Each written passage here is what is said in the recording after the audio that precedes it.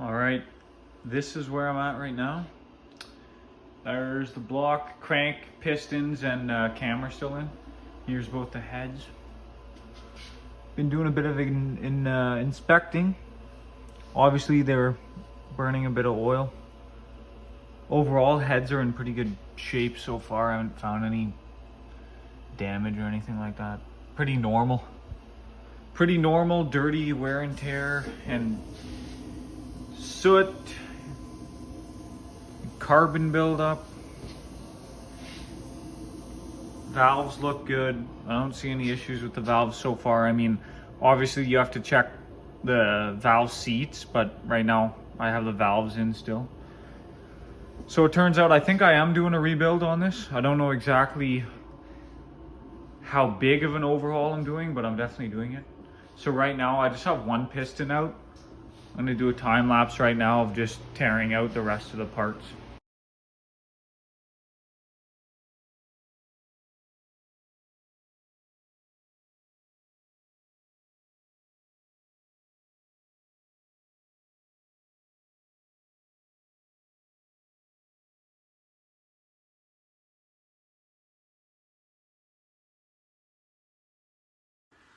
Okay, now that all the pistons are on the bench in order, we're left with camshaft, timing chain, crankshaft. After that, pretty much down to the bare block. So yeah, crank rotates good, obviously. Haven't really found much issues with this engine, so happy about that. So now, timing chain and camshaft. This is going to be kind of cool. I've never taken an in-block cam out before, so it's kind of something new. Shouldn't be that difficult. So this timing setup, pretty much all it is to take off. It's real simple. 3 bolts.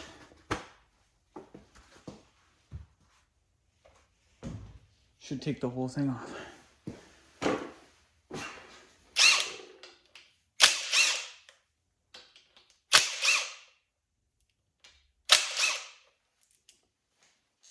You take the sprocket off and the chain at the same time, I believe.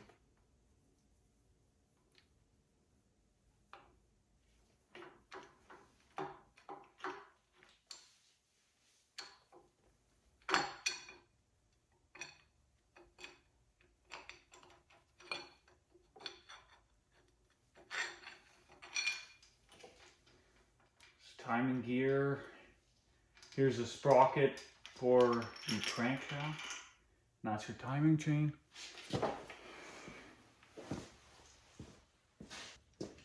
Now there's 2 Torx bolts holding the camshaft plate in place. So there's 2 of them here.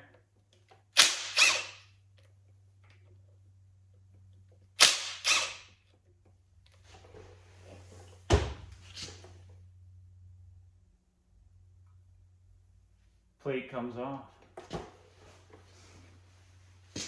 I'm just gonna find some bolts to thread into the end of the camshaft to make it easier to take out.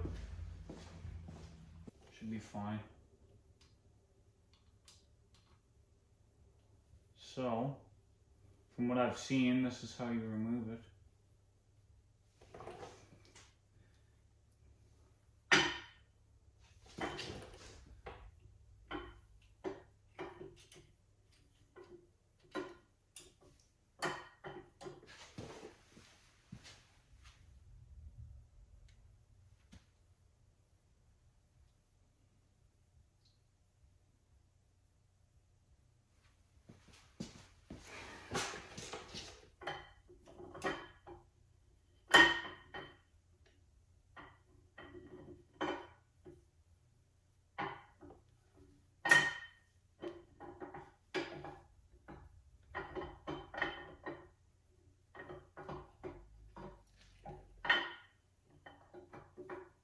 Whoa! Whoa, bud! Look at that unit, eh? Come on. I did it. That was fun. That is a stock, bone stock Vortec cam, little camshaft. I'm hoping to put a bigger cam with bigger lobes on it. Some more duration and lift, hopefully. Nothing crazy, just like a mild street cam, but there it is. There's the camshaft. Okay, now it's time to take the crankshaft out. So these bolts are 5/8. Well, that's like the closest socket I got is 5/8, so I don't know. But these were for the oil, the baffle, for near the oil pump. I don't have a socket that will fit over here. It's probably a special long, extra deep socket. So I'm gonna have to use a wrench to... Okay.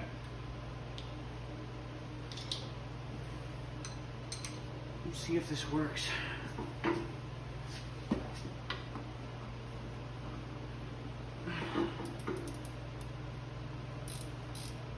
One. Oh, I got the freaking wrench stuck. It's okay. Just to get this off here. There we go. 2. Let's crank it out of the way. 3. Those are off. Trying to keep everything in order here.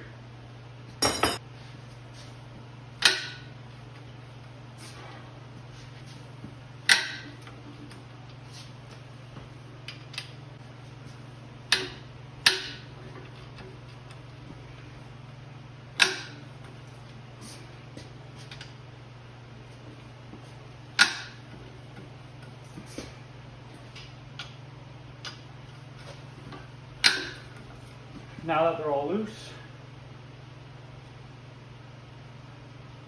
these ones I can't get my gun on, like I said, because of the socket.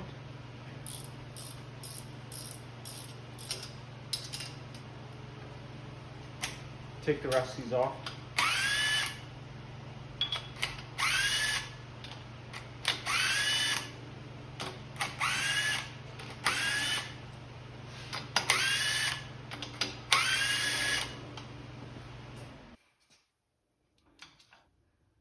So this one's in the center. Bit of normal wear and tear on those bearings, and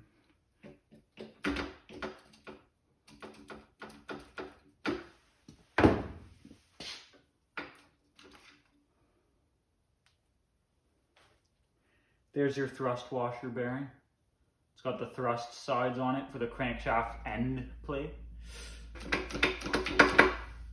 Here's the front one. Ooh. Okay, I found damage. Whoa, okay. Wow, look at that.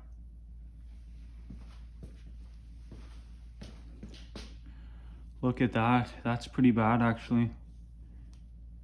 Dig my nails into it. So, and then if I look at the crankshaft, it's also got some lines in it. It's not too bad, but definitely I'm probably gonna get this crankshaft machined. Last cap. And that one's not too bad. So now the whole crankshaft comes out.